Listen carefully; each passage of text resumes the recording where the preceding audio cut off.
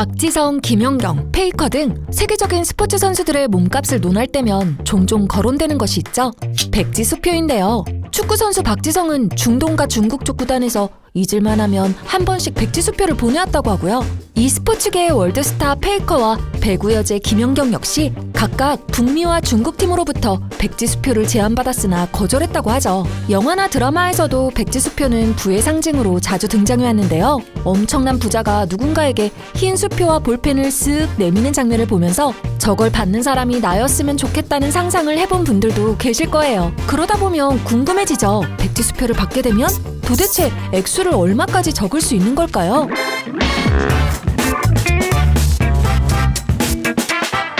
근대적 형태의 수표가 생겨나고 발달한 곳은 17세기 유럽이었습니다. 당시에 사용하던 돈은 금이나 은으로 만들어져 있어서 지금의 지폐보다 가지고 다니기가 무겁고 번거로웠어요.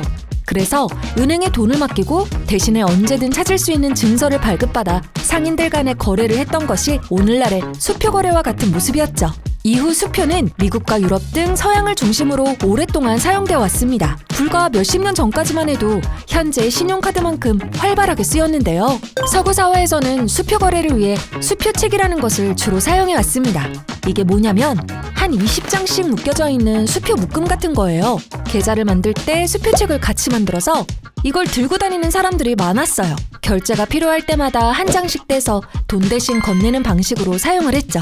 수표책에는 계좌 주인의 이름과 계좌번호 같은 정보들이 인쇄되어 있지만 금액은 적혀있지 않습니다. 수표를 사용하는 사람이 그때그때 필요한 금액을 직접 작성한 후에 서명을 해서 주면 그걸 받은 사람이 은행에 가서 돈을 지급받는 구조죠. 그 돈은 수표를 줬던 사람의 계좌에서 인출이 되고요. 근데 이거 딱 들어도 복잡하고 문제가 많을 것 같잖아요. 거래를 하고 받은 수표를 은행에 들고 갔는데 이걸 준 사람의 계좌에 돈이 없어서 못 받게 될 수도 있고요. 도난, 분실, 위조시, 리스크도 큰 편이죠. 그렇다 보니 디지털 결제 시스템의 발전과 함께 이러한 수표 문화는 점점 사라지게 됩니다. 그나마 미국에서는 비교적 최근까지도 수표 거래가 활발하게 이루어져 왔는데요. 지난 7월 한 대형마트가 미국 전역의 매장에서 수표 결제를 받지 않겠다는 발표를 했습니다. 이외에도 몇몇 대형 브랜드들이 매장에서 수표 결제를 거부하고 있고요. 미국에서마저도 수표가 사라질 움직임을 보이고 있다는 뜻이겠죠.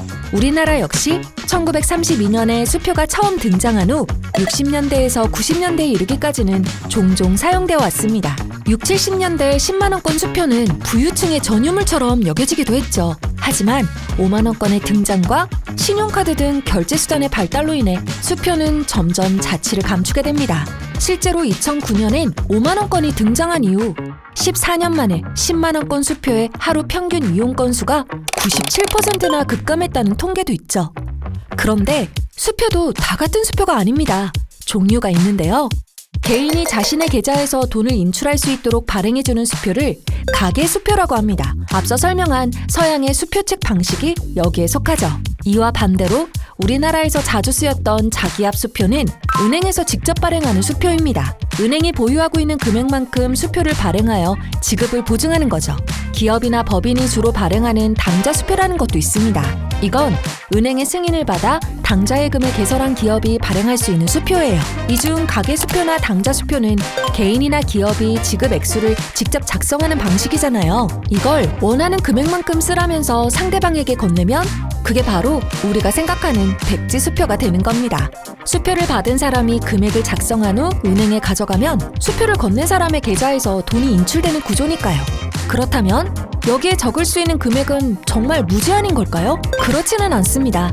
가계수표의 경우 우리나라에서는 개인은 장당 100만원, 자영업자는 500만원이라는 한도가 정해져 있습니다. 이보다 더 높은 금액을 쓴다고 해도 계좌 내 잔고가 부족하다면 수표에 적힌 금액을 받을 수가 없게 되고요. 당좌 수표의 경우 수표 자체에 적을 수 있는 한도가 정해져 있는 것은 아닙니다. 일정 금액까지 마이너스 한도로 수표를 발행하는 것도 가능하지만 이것도 무제한은 아닙니다. 수표 발행 후 이를 결제하지 못할 경우 부도 처리가 될 수 있거든요. 오늘의 결론. 수표 사용이 전 세계적으로 줄어들고 있지만 여전히 국내외에서 수표를 통한 결제 문화가 일부 남아 있습니다. 상대방에게 지급 금액 작성을 위임하는 백지 수표도 실제로 존재하죠. 하지만 수표 종류를 막론하고 발행인의 계좌 잔고가 고려되어야 하기 때문에 백지 수표를 통해 지급받을 수 있는 금액이 무제한일 수는 없다는 사실. 자, 오늘 영상 여기까지였고요. 금융에 대한 다양한 상상으로 뻗어나가는 길. 지금까지 상상대로였습니다.